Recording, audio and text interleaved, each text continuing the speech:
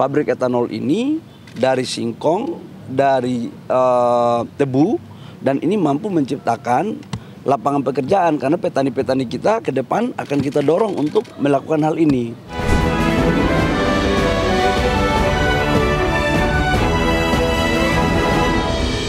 Pemirsa, Menteri SDM Bahlil Lahadalia menargetkan penerapan bahan bakar campuran etanol 10% atau E10 dapat mulai berlaku pada 2027.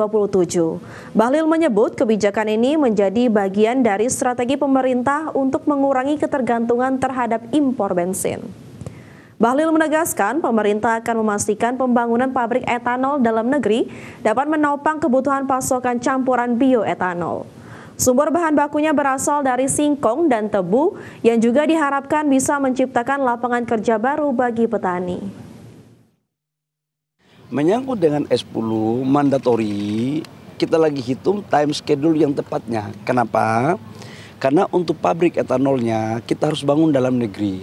Pabrik etanol ini dari singkong, dari tebu, dan ini mampu menciptakan lapangan pekerjaan karena petani-petani kita ke depan akan kita dorong untuk melakukan hal ini. Nah, sekarang lagi dilakukan kajian apakah mandatori ini dilakukan di 2027, di 2028 atau 2000 berapa. Nah, tetapi menurut saya yang kita lagi desain kelihatannya paling lambat 2027. Kementerian SDM melaporkan realisasi penyerapan biodiesel B40 sepanjang Januari hingga September 2025 mencapai 10,57 juta kiloliter. Mandatori B40 juga telah menyerap tenaga kerja lebih dari 1,3 juta tenaga kerja.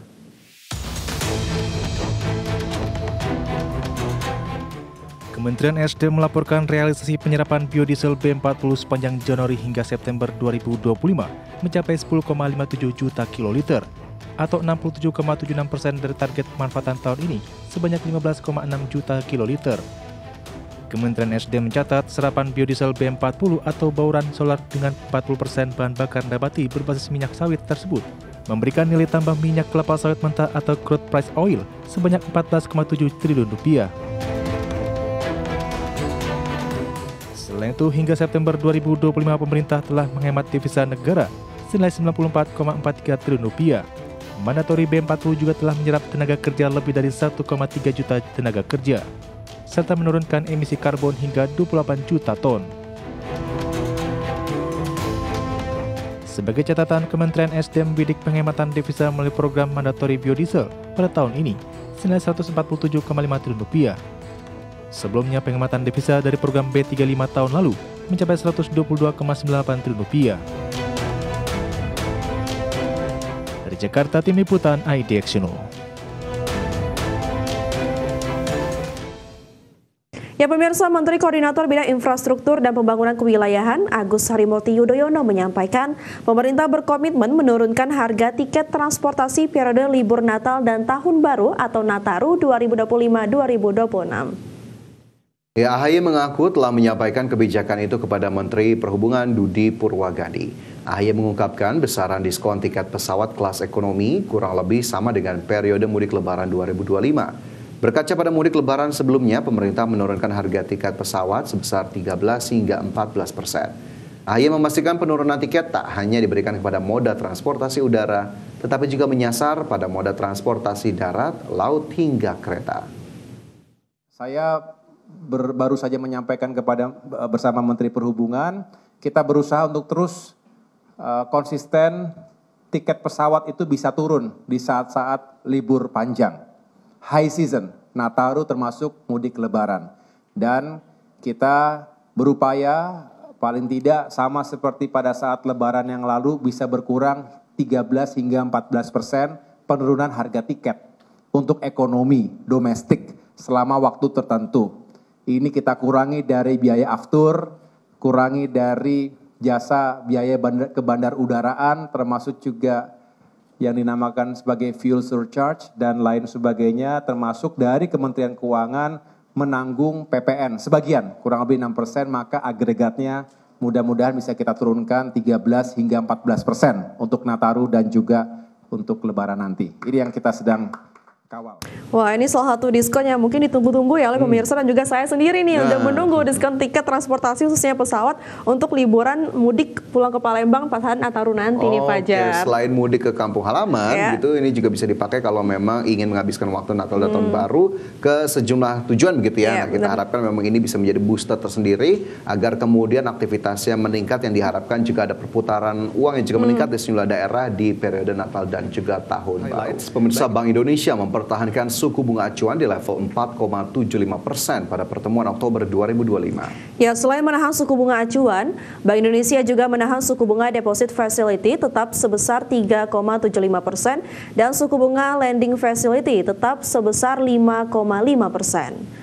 Gubernur BI Peri Warjio mengungkapkan kebijakan menahan suku bunga acuan ini sejalan dengan proyeksi inflasi yang tetap terkendali dalam sasaran 2,5 plus minus 1% di 2025 dan 2026. Kedepan, BI akan terus mencermati ruang penurunan suku bunga acuan guna mendorong pertumbuhan ekonomi dan tetap mempertahankan inflasi sesuai sasarannya dan stabilitas nilai tukar rupiah yang sesuai fundamentalnya. Rapat Dewan Gubernur Bank Indonesia pada tanggal 21 dan 22 Oktober 2025 memutuskan untuk mempertahankan BI rate tetap sebesar 4,75%. Suku bunga deposit facility tetap sebesar 3,75%. Dan suku bunga lending facility tetap sebesar 5,5%. Keputusan ini konsisten dengan perakiraan inflasi tahun 2025 dan 2026 yang tetap terjaga rendah dalam kisaran sasaran 2,5 plus minus 1%. Upaya Kementerian Perdagangan mengungkapkan bahwa hubungan perdagangan antara Indonesia dan Afrika Selatan memiliki potensi yang signifikan. Hingga sepanjang periode Januari hingga Agustus 2025, total perdagangan kedua negara tercatat sebesar 1,42 miliar dolar Amerika. Kementerian Perdagangan mengungkapkan hingga sepanjang periode Januari hingga Agustus 2025, total perdagangan kedua negara tercatat sebesar 1,42 miliar dolar Amerika Serikat. Dalam periode ini, ekspor Indonesia mencapai 690,6 juta dolar Amerika Serikat, sementara impor sebesar 732,1 juta dolar Amerika. Pada tahun sebelumnya, yaitu 2024, total perdagangan kedua negara mencapai 2,41 miliar dolar Amerika Serikat. Angka ini menunjukkan peningkatan sebesar 7,2% dibandingkan tahun 2023 yang menandakan pertumbuhan positif. Nilai ekspor Indonesia tercatat sebesar 790,4 juta dolar Amerika Serikat, sedangkan impor dari Afrika Selatan mencapai 1,62 miliar dolar Amerika Serikat. Adapun produk ekspor utama Indonesia ke Afrika Selatan sangat beragam, beberapa di antaranya minyak kelapa sawit dan turunannya bulldozer, mobil penumpang, dan karet alam. Sementara itu, produk impor utama dari Afrika Selatan ke Indonesia juga bervariasi, meliputi paduan aloy, biji kromium hingga gula tebu atau sukrosa murni. Berbagai sumber IDX Channel.